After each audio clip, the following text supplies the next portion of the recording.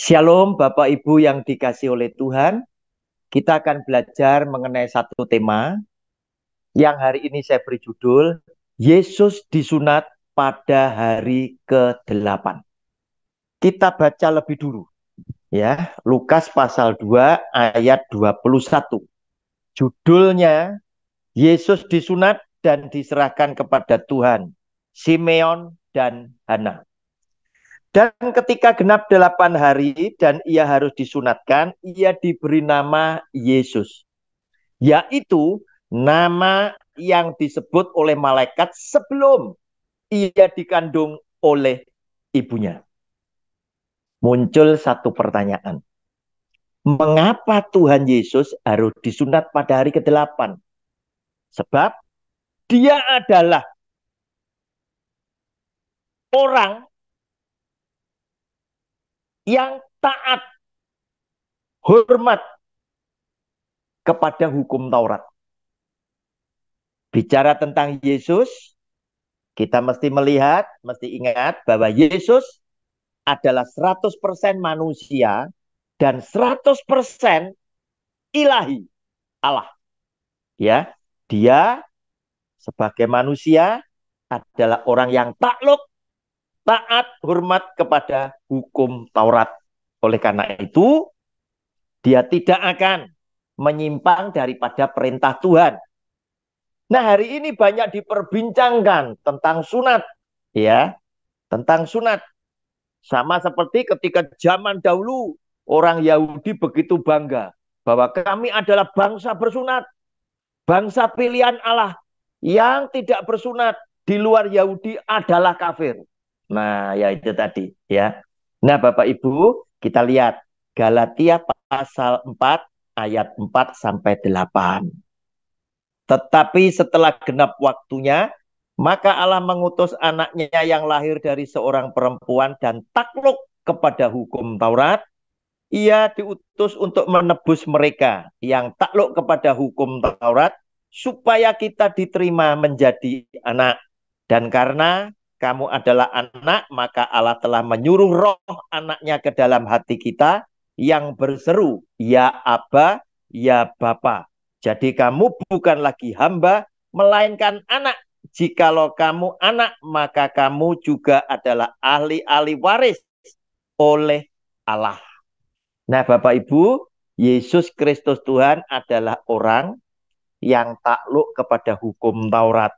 Ya, oleh karena itu, pada hari yang ke-8 pun dia harus disunat karena Tuhan memang memerintahkan lewat Abraham pada waktu sunat itu dilakukan yang pertama kali, ya, yang kemudian itu semuanya ada di dalam hukum Taurat adalah hari yang ke-8. Sedangkan Abraham waktu itu berumur 99 tahun dan Ismail itu berumur 13 tahun. Namun Bapak Ibu, di dalam perkembangannya terjadilah hal-hal yang memprihatinkan. Orang yang bersunat, bangsa yang bersunat pada waktu itu adalah bangsa Yahudi.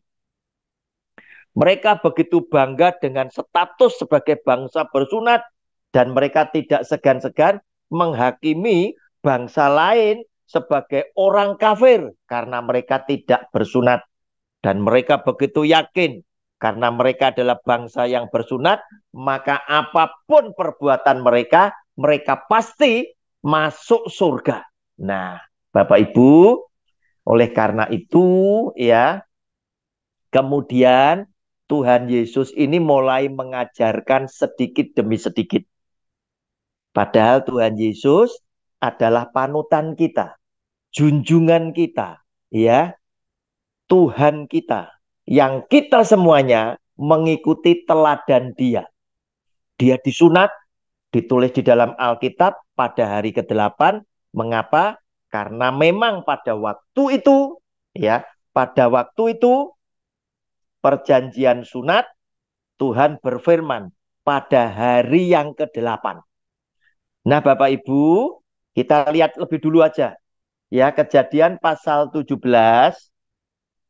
ya tentang sunat tadi supaya kita tahu bahwa pada hari keberapa orang itu harus disunat ya.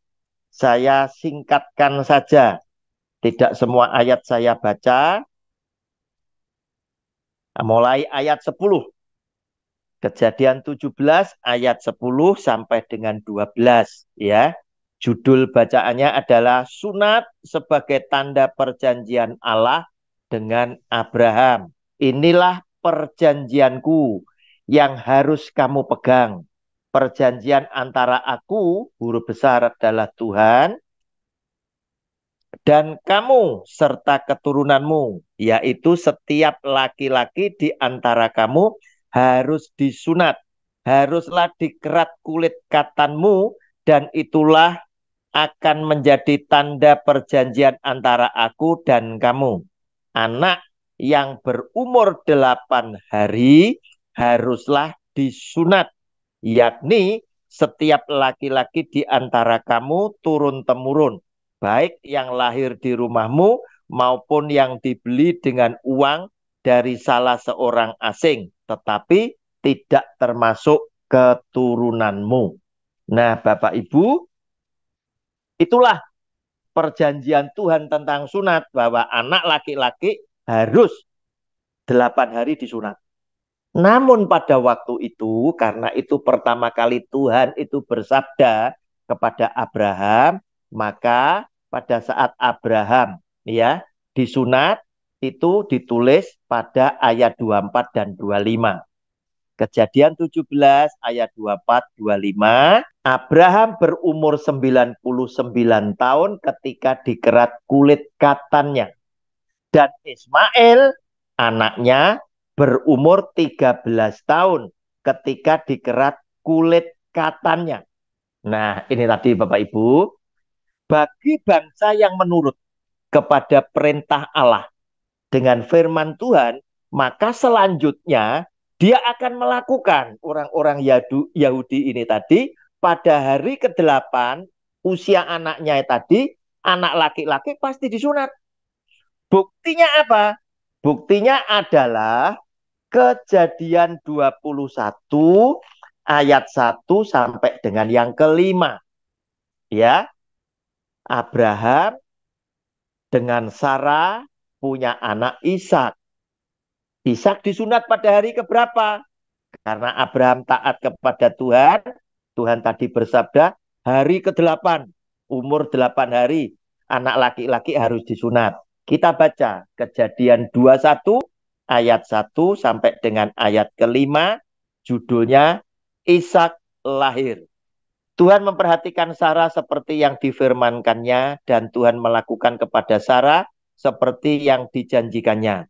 Maka mengandunglah Sarah, lalu ia melahirkan seorang anak laki-laki bagi Abraham dalam masa tuanya, pada waktu yang telah ditetapkan sesuai dengan firman Allah kepadanya. Abraham menamai anaknya yang baru lahir itu Ishak, yang dilahirkan Sarah baginya. Kemudian Abraham menyunat Ishak, anaknya itu, ketika berumur 8 hari, seperti yang diperintahkan Allah kepadanya. Adapun Abraham berumur 100 tahun ketika Ishak anaknya lahir baginya. Bapak Ibu, lihat.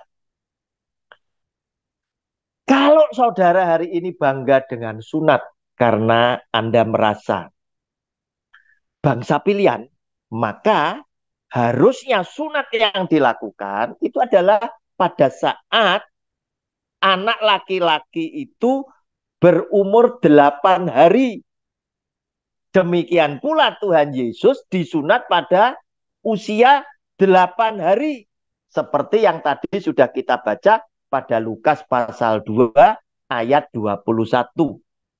Nah, Bapak Ibu, oleh karena sunat yang lahiriah ini tadi, kemudian telah terjadi konflik yang lebih tidak baik, lebih tidak bermanfaat bagi bangsa yang lain.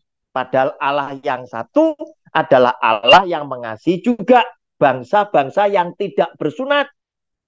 Oleh karena itu Tuhan Yesus mulai sedikit demi sedikit mengajarkan, menyadarkan ahli Taurat orang Farisi yang notabene adalah orang-orang yang sangat memegang erat tentang hukum sunat. Ya, Yohanes pasal yang ke-7 ayat 22 dan 23. Ya, judul bacanya kesaksian Yesus tentang dirinya. Jadi, Musa menetapkan supaya kamu bersunat. Sebenarnya sunat itu tidak berasal dari Musa, tetapi dari nenek moyang kita. Maksudnya dari Abraham yang mengikatkan perjanjian dengan Allah lewat perjanjian sunat, perjanjian darah. Dan kamu menyunat orang pada hari Sabat, ditentukan. Ya, dalam hukum Musa kalau nyunat orang harus pada hari Sabat. Jikalau seorang menerima sunat pada hari Sabat, supaya jangan melanggar hukum Musa, mengapa kamu marah kepadaku? Karena aku menyembuhkan seluruh tubuh seorang manusia pada hari Sabat. Tuhan menyembuhkan orang sakit di hari Sabat. Salahnya apa? Sedangkan kamu, supaya tidak melanggar hukum Musa, kamu harus menyunat anak yang berumur 8 hari itu pada hari Sabat. Nah, Bapak Ibu, kemudian ayat 24 dilanjutkan oleh Tuhan Yesus.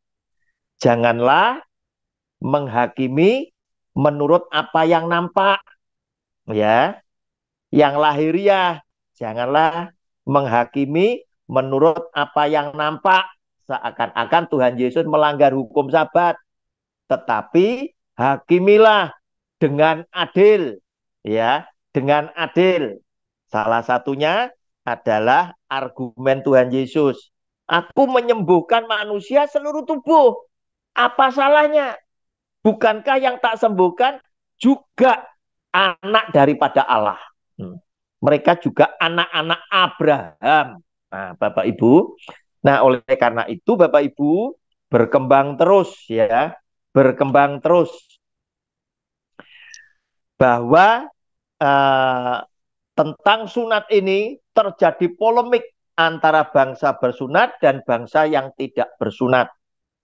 Mereka merasa bangsa yang istimewa. Apapun yang mereka perbuat, mereka adalah bangsa yang dipilih. Apapun yang mereka lakukan, mereka tetap yakin mereka diselamatkan dan masuk ke dalam surga. Nah, Bapak Ibu, di sini ya, setelah peristiwa ini tadi, kemudian kita menjadi ingin mempelajari selanjutnya, ya, bahwa ada banyak fenomena yang ditulis di dalam Alkitab, ya, yang menunjukkan bahwa Tuhan ternyata juga mengasihi bangsa tidak bersunat yang dilayani oleh Rasul Paulus. Bangsa yang bersunat dilayani oleh Rasul Petrus, ya. Nah, Bapak Ibu, mengapa? Karena ketika Petrus juga sempat berkhotbah di hadapan bangsa di luar Yahudi yang tidak bersunat, yaitu Kornelius dan keluarganya dan sahabat-sahabatnya. Ketika Petrus lagi membicarakan, bersaksi tentang Yesus Kristus Tuhan, ternyata mereka pun menerima Roh Kudus. Sehingga Petrus pun berkesimpulan, sesungguhnya Tuhan itu kasih juga kepada orang lain yang tidak bersunat. Nah, oleh karena hal seperti itulah, maka pandangan-pandangan daripada para rasul, pengajaran-pengajaran yang sudah pernah disampaikan oleh Tuhan Yesus sekalipun, itu dijabarkan dan kemudian mereka berkesimpulan bahwa apa artinya orang disunat secara lahiriah jika berperilaku menyimpang dari ketetapan hukum-hukum Allah. Bapak Ibu, kita sekarang lihat lebih dulu ya. Lihat lebih dulu. Roma pasal 2 ayat 25.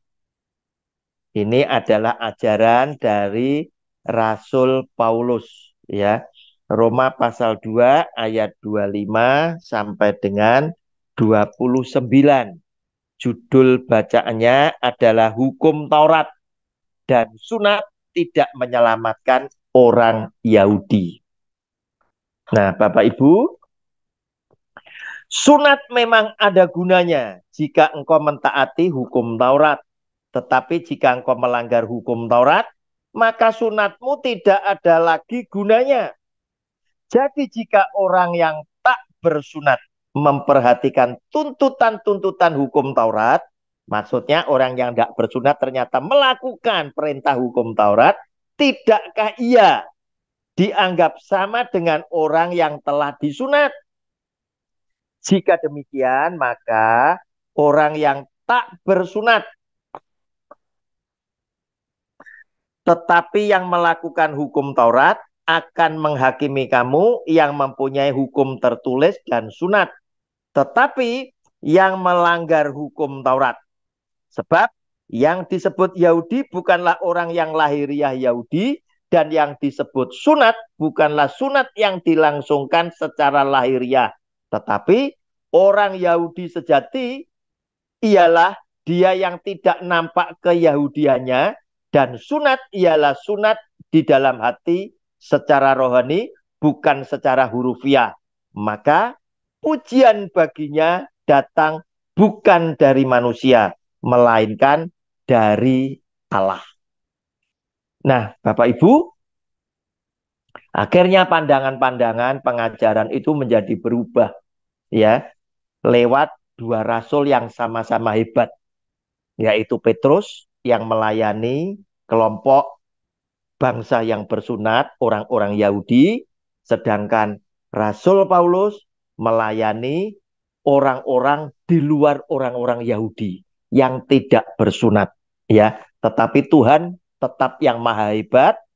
Rasul Paulus diizinkan ketika berkhotbah di depan Kornelius yang adalah bukan orang Yahudi, bersama keluarga dan sahabat-sahabatnya, ketika Rasul Paulus baru menyaksikan tentang Tuhan Yesus, itu terjadi pada Kisah Rasul pasal 10, ternyata mereka itu menerima Roh Kudus, sehingga membuka cara pandang Rasul Paulus bahwa ternyata Tuhan maha adil dan maha kasih kepada setiap umat ciptaannya, termasuk kepada bangsa yang tidak bersunat. Nah, Bapak Ibu yang dikasih oleh Tuhan, kemudian ya beberapa ayat sebagai peneguhan daripada judul daripada video kita kali ini, saya mau bacakan dari 1 Korintus pasal 7 ayat 17. 1 Korintus pasal 7 ayat 17 sampai dengan 19. Hidup dalam keadaan seperti waktu dipanggil Allah. Selanjutnya, hendaklah tiap-tiap orang tetap hidup seperti yang telah ditentukan Tuhan baginya, dan dalam keadaan seperti waktu ia dipanggil Allah. Inilah ketetapan yang kuberikan kepada semua jemaat. Kalau seorang dipanggil dalam keadaan bersunat, janganlah ia berusaha meniadakan tanda-tanda sunat itu. Dan kalau seorang dipanggil dalam keadaan tidak bersunat, janganlah ia mau bersunat. Sebab bersunat atau tidak bersunat tidak penting. Yang penting ialah mentaati hukum-hukum Allah. Nah, Bapak Ibu, Rasul Paulus punya pandangan yang seperti ini. Sunat atau tidak masalah. Ya, yang penting adalah kesetiaan kita melakukan di dalam hidup atas semua perintah-perintah Allah. Nah, Bapak Ibu, hal-hal yang seperti inilah yang akhirnya banyak orang yang memprotes tentang ajaran Rasul Paulus, khususnya yang tidak suka dengan dia. Mereka bilang, Rasul Paulus adalah rasul yang palsu, dan lain sebagainya. Nah, Bapak Ibu, sekarang ini untuk orang Kristen, ya, sunat itu untuk apa? Bisa jadi untuk kesehatan, ya. Bukan sunat berarti memberikan keyakinan bahwa orang yang disunat ini pasti selamat masuk surga. Bukan itu. Tetapi kita kembali kepada ajaran Tuhan Yesus, siapa yang akan diselamatkan? Bukan setiap orang yang berseru kepadaku Tuhan, Tuhan yang akan diselamatkan, tetapi adalah setiap orang yang melakukan kehendak Bapakku di surga, mereka yang akan diselamatkan. Bapak Ibu, Titus pasal 1 ayat 10 sampai dengan yang ke-14. Yang terjadi di situ apa? Ini kehidupan orang bersunat ya. Karena saking bangganya mereka jadi lupa diri ya. Ini Bapak Ibu, karena sudah banyak orang hidup tidak tertib, terutama di antara mereka yang berpegang pada hukum sunat. Dengan omongan yang sia-sia, mereka menyesatkan pikiran. Orang-orang semacam itu harus ditutup mulutnya, karena mereka mengacau banyak keluarga dengan mengajarkan yang tidak-tidak untuk mendapat untung yang memalukan. Seorang dari kalangan mereka, nabi mereka sendiri, pernah berkata, dasar orang Kreta pembohong, binatang buas, pelahap yang malas. Kesaksian itu benar, karena itu tegurlah mereka dengan tegas, supaya mereka menjadi sehat dalam iman. Dan tidak lagi mengindahkan dongeng-dongeng Yahudi dan hukum-hukum manusia yang berpaling dari kebenaran. Bapak Ibu, itulah akibatnya di zaman itu ya, orang-orang yang bersunat karena overconfident ya, mereka begitu merasa yakin menjadi bangsa pilihan, juga ajaran-ajaran para imam-imam mereka yang salah akhirnya menggiring sebuah opini bahwa mereka adalah bangsa nomor satu. Apapun yang mereka lakukan, apapun yang mereka perbuat, dosa apapun yang mereka sudah kerjakan, mereka tetap yakin mereka diselamatkan dalam hidup kekal di surga. Sedangkan bangsa yang tidak bersunat, kebaikan apapun yang mereka lakukan, mereka tetap tidak diselamatkan. Nah, hal-hal seperti inilah yang menimbulkan konflik di tengah-tengah masyarakat sampai dengan Tuhan menyatakan isi hatinya lewat pandangan Petrus dan pandangan Rasul Paulus, hingga mereka akhirnya berkesimpulan sesungguhnya Tuhan itu mengasihi juga bangsa yang tidak bersunat. Sehingga para rasul akhirnya mengajarkan kepada saudara dan saya sebagai orang-orang Kristen, pengikut Yesus Kristus Tuhan, bahwa bersunat atau tidak ada artinya. Yang paling berarti adalah satu, orang menjadi ciptaan yang baru. Dari perbuatan dosanya, bertobat, dan kemudian menjadi orang yang benar. Kemudian yang berikutnya, orang yang disunat atau tidak disunat, tidak ada masalahnya. Tidak ada artinya. Yang ada artinya adalah jika saudara dan saya memiliki hidup yang senantiasa setia, takut, dan taat, serta melakukan perintah-perintah Tuhan di dalam kehidupan saudara dan saya, hingga hidup kita memuliakan nama Tuhan dan menjadi berkat untuk sesama yang lain. Demikian Bapak Ibu, Yesus disunat pada hari yang ke-8. Itu bicara tentang fakta sejarah. Dan ditulis di dalam Alkitab. Oleh karena itu, saudara yang dikasihi oleh Tuhan, yang demikian membanggakan tentang hukum sunat, silakan kembali. Sunat anakmu pada hari yang ke-8. Tetapi di dalam perkembangannya, sunat atau tidak ada artinya. Namun yang berarti adalah orang yang taat akan hukum-hukum Allah. Tuhan Yesus sudah memberkati kita semuanya. Amin.